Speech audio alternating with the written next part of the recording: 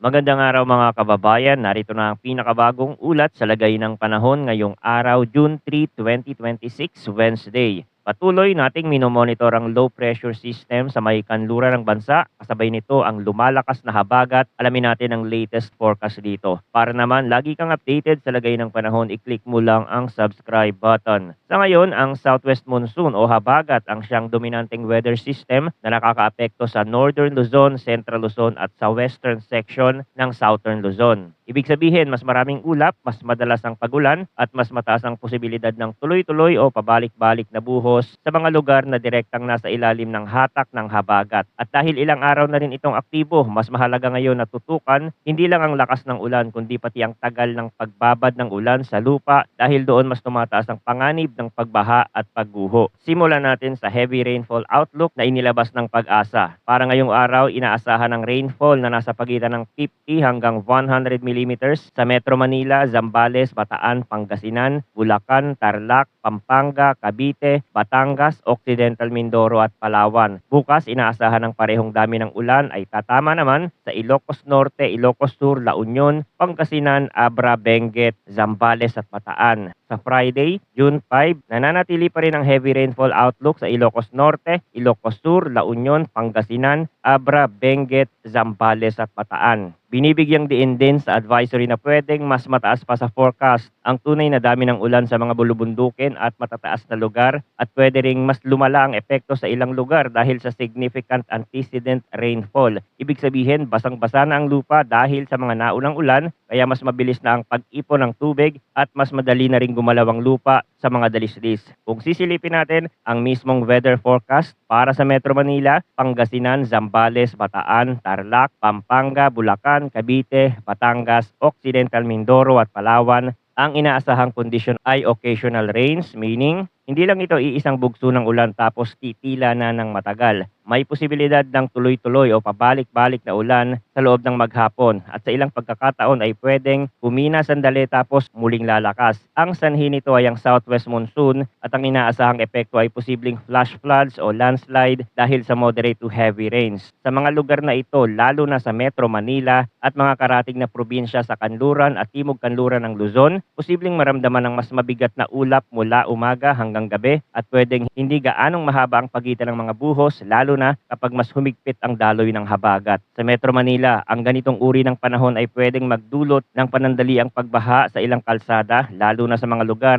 na mababa at sa mga bahaging madalas mag-ipon ng tubig kapag malakas o matagal ang ulan. Sa Pangasinan, Zambales at Bataan, mas ramdam ang epekto ng habagat dahil ang mga bahaging ito ay mas bukas sa southwest flow. Kaya pwedeng makaranas ng mas tuloy-tuloy na pag-ulan at mas madalas na makapal na ulap. Sa Tarlac, Pampanga at Bulacan, bagamat hindi direktang nakaharap sa open sea gaya ng Zambales at Bataan, malaki pa rin ang posibilidad ng malalakas na buhos dahil sa pagpasok ng moisture sa malawak na bahagi ng Central Luzon. Sa Cavite at Batangas, ang daloy ng habagat ay pwede ring magdala ng mga ulap na magbibigay ng occasional rains. Kaya ang pattern dito ay hindi simpleng isolated showers lang kundi mas may pagkakataon ng sunod-sunod na buhos. Sa Occidental Mindoro at Palawan, pareho ring dapat bantayan ang mas aktibong ulan dahil kabilang mismo ang mga ito sa heavy rainfall outlook at dahil ang mga lugar na ito ay may mga bahagi ring bulubundukin at coastal communities, mas sensitibo ang ilang lugar sa pag-apaw ng tubig at pagguho ng lupa. Para naman sa Cagayan Valley, Cordillera Administrative Region, natitirang bahagi ng Ilocos Region, natitirang bahagi ng Central Luzon, natitirang bahagi ng Calabarzon at natitirang bahagi ng Mimaropa, ang forecast ay cloudy skies with scattered rains and thunderstorms. Ang sanhi nito ay southwest monsoon pa rin. Pero mapapansin na mas mababa ng kaunti ang paglalarawan kumpara sa occasional rains. Ibig sabihin, mas pira-piraso ang pagdating ng mga pag-ulan pero may mga yugto pa rin ng malalakas na thunderstorm burst at mga panahong mas makapal ang ulap.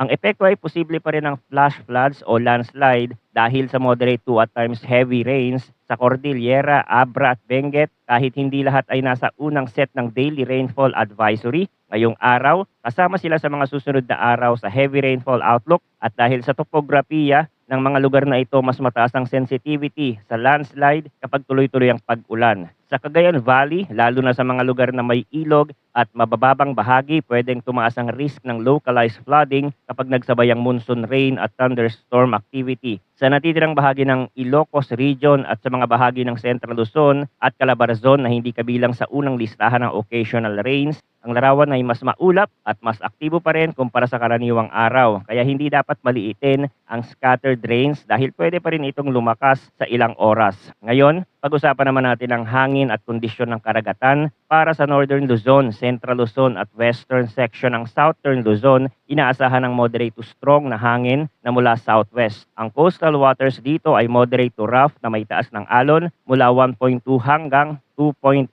meters. Ito ang mga bahaging mas direktang sumasalo sa epekto ng mas malakas na habagat. Kaya mas ramdam ang tuloy-tuloy na ihip at mas magalaw ang dagat lalo na sa mga baybayin at open waters na nakaharap sa southwest flow. Sa ganitong kondisyon, mas mahirap ang paglalayag para sa maliliit na sasakyang pandagat at mas mataas ang posibilidad ng mas mapanganib na kondisyon sa dagat sa mga exposed na lugar. Para naman sa Visayas at natitirang bahagi ng Luzon, light to moderate ang hangin na mula southeast to south at ang coastal waters ay slight to moderate mula 0.6 hanggang 1.8 meters. Mas mababa ito kumpara sa northern at western section ng Luzon, pero hindi ibig sabihin ay laging kalmado na ang dagat. Sa mga baybaying mas bukas sa hangin, pwede pa ring maramdaman ang pag-alon lalo na kung may kasabay na thunderstorm activity. Para sa Mindanao, light to moderate ang hangin na variable at ang coastal waters ay slight to moderate mula 0.6 hanggang 1.2 meters. Sa kabuuan, mas kalmado ang baseline sa maraming bahagi ng Mindanao, pero dahil variable ang hangin, pwedeng mag-ibang pakiramdam ng panahon depende sa oras at sa lokal na pagbuo ng ulap. Sa mga susunod na araw, ang habagat pa rin ang mananatiling dominanteng sistema. Kasabay nito, may mabubuong bagyo na manggagaling sa kanluran. Base sa bagong datos, hindi ito inaasahang agad na lalakas habang malapit sa bansa, pero posible itong dumaan sa may extreme northern Luzon at dumiretso sa may Taiwan area bago tuluyang kumilos pahilagang silangan. At kapag naging bagyo ito sa loob ng Philippine Area of Responsibility, tatawagin itong Bagyong Esther. Ang mahalagang punto rito ay kahit hindi ito agad maging kasing lakas ni Bagyong Domeng, sapat na ang paggalaw nito malapit sa hilagang bahagi para makaapekto sa malaking pattern ng hangin at sa lakas ng habagat. At kapag mas lumakas ang habagat, hindi lang isa o dalawang probinsya ang maaapektuhan, kundi pwedeng mas malaking bahagi ng Luzon at western side ng bansa ang makakaranas ng mas madalas at mas malalakas na pag-ulan. Kung titingnan natin ang kabuuang larawan, hindi lang ulan sa iisang araw ang problema. Ang mas mahalagang binabantayan ngayon ay ang posibilidad ng sunod-sunod na araw ng habagat-driven rainfall sa mga lugar na kasama sa heavy rainfall outlook. Kapag ganito ang setup, ang lupa ay hindi nabibigyan ng sapat na panahon para matuyo. Kaya habang nagpapatuloy ang mga buhos, mas tumataas ang risk ng landslide sa mga upland at mountainous areas at mas mabilis ding tumataas ang tubig sa mga mabababang lugar at sa mga ilog at sapa. Ito ang dahilan kung bakit kahit 50 to 100 millimeters lang ang nakalagay sa advisory bawat araw, hindi ito dapat maliitin, lalo na kung maraming araw na magkakasunod ang pag-ulan sa iisang rehiyon. Manatiling nakatutok dito sa ating channel para sa pinakabagong impormasyon. Maraming salamat sa inyong panonood at mag-ingat po tayong lahat.